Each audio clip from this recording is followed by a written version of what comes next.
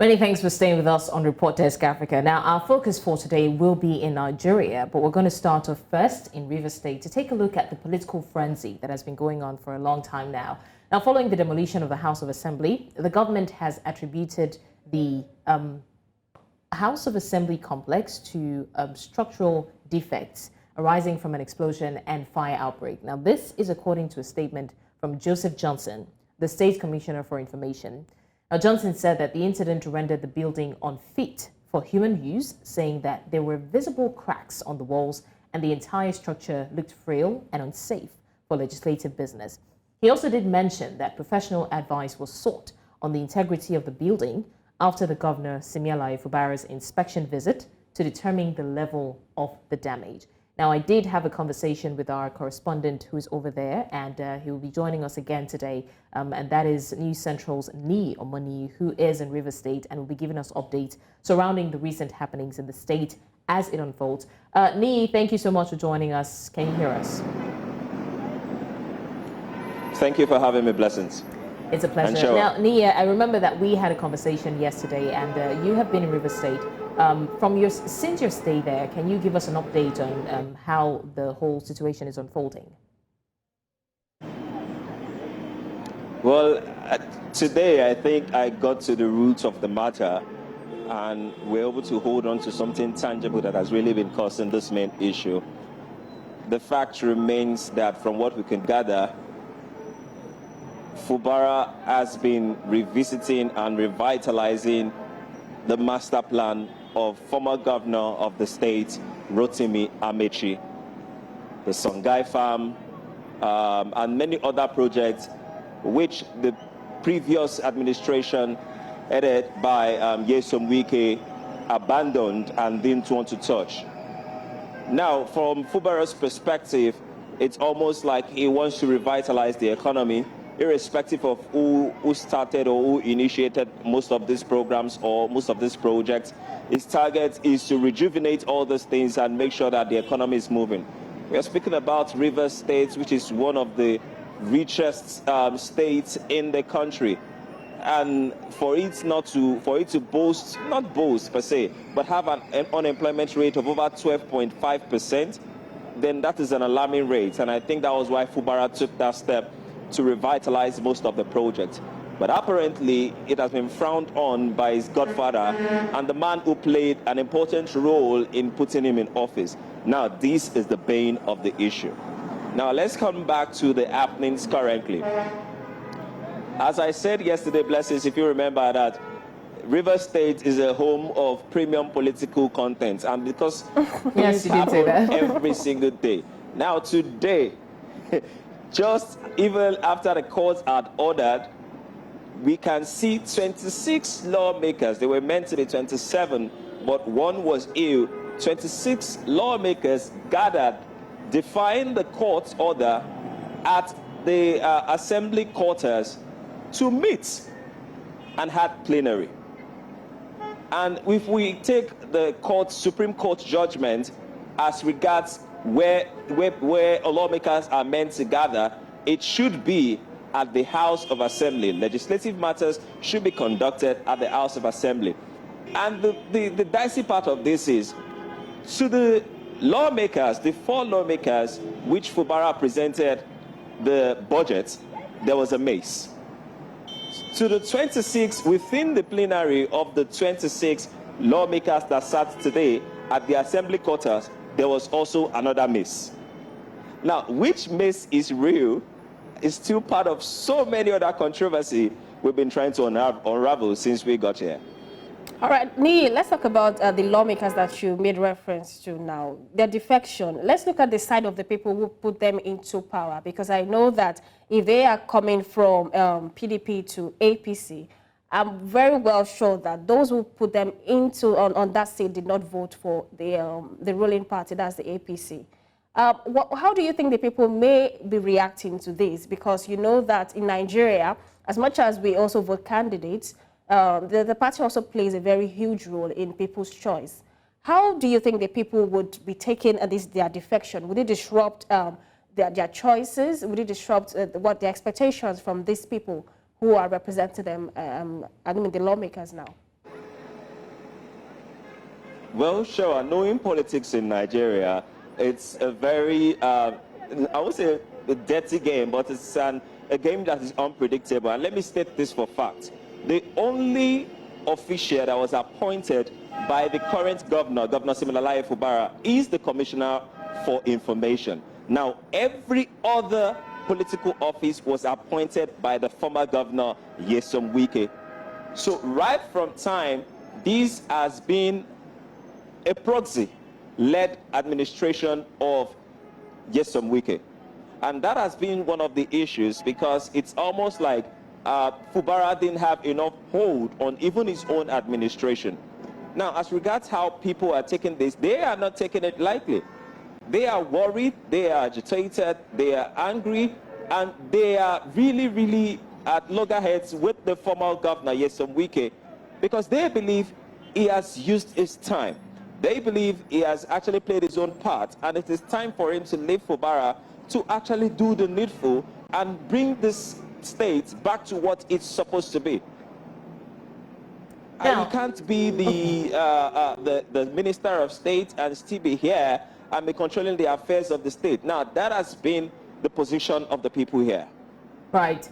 Nee, another hilarious development is that of the demolition. Now, the state government has attributed it to expert advice based on the integrity of the building. That's after the governor visited the place. What is your take on that?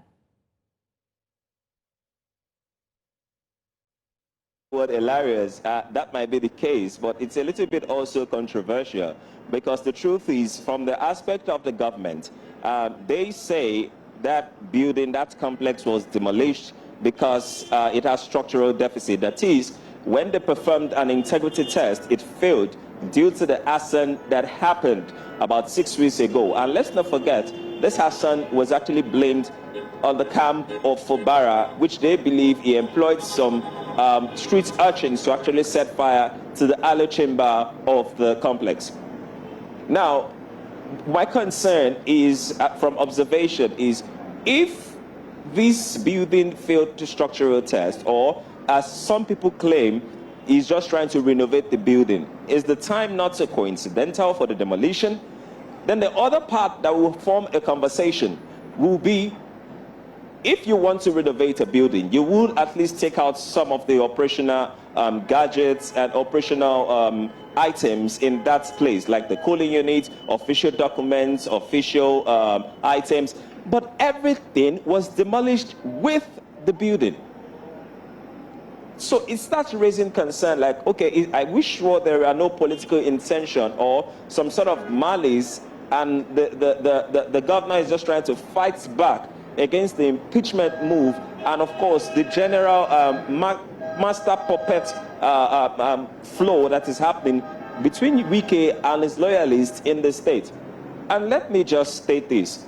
As to the defection of APC, defection of lawmakers from PDP to APC, we spoke to an APC spokesperson here in Rivers State, and he even claimed that that defection is not legal, because the right way to defect will be to register at the ward and not just come and say you have defected without going through the proper channel. In his own words, he called it a public stunt. So as to the demolition, the governor, according to him, he said he has set up a committee before now, and they had looked into this, and they have recommended that that building be brought down and reconstructed. Now, when he set up this committee, no one knows. How long and what the recommendations were, no one knows. So we can't really probe further as to if this committee was set up weeks before now, or all of a sudden, he just thought about the recommendations of this committee.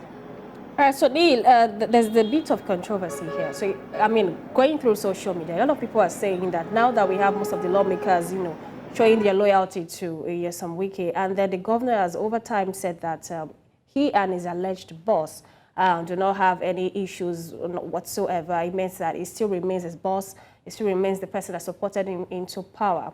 But as we know it looks like he's having issues with the lawmakers who seem to be loyal to the current person. So are we likely to see the governor also defecting to APC just to make sure that he eventually brings forces this lawmaker to, submit to his will. If you want to go to APC, why not just let's move together, but you must still, submit to my will. Are we likely to see any, I know it's River State, like you said, we are likely to see more content. I really do not see that happening, because aside the fact that he's going to have a lot of issues, even with people right now that have been supporting him, and even with indigents right now that are fronting for him. Let me put this on record.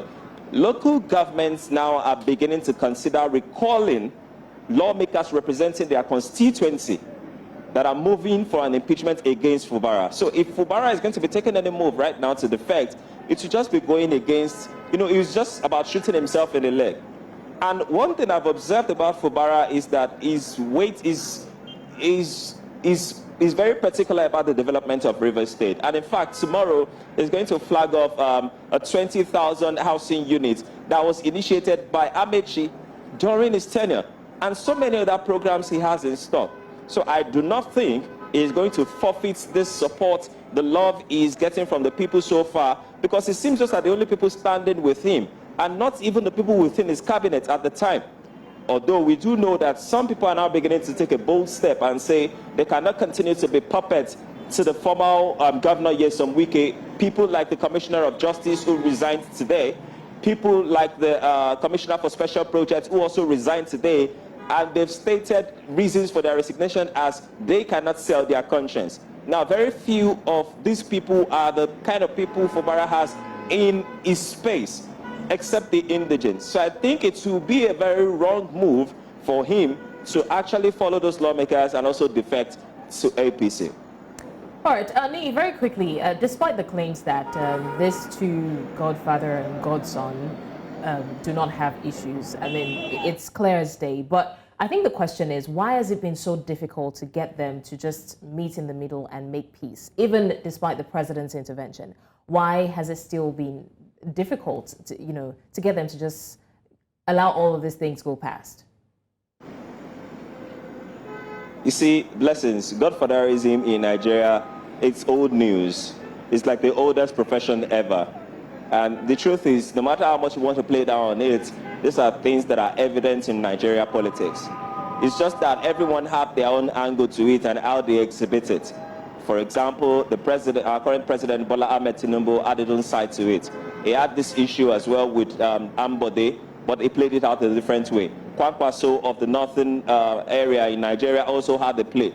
Everyone has a play, but where we see the challenge is, because I do remember when this issue started in the first place, where in fact Governor Fubara was attacked, they took this matter to the president, and the president acted as an arbitrator and tried to calm the issue. I remember vividly, the very first press briefing Fubara had, he said it's a father and something. But that was not the case for Wike. Wike came out to publicly say that no one can destroy the political structure he has actually put on ground in River State, laying hold on the fact that River State is his and is alone, and anyone who will rule in River State must conform to that political structure, to that order. So I think these are some of the things that might still be causing clash and not making them find a way of, find a way for peace talks.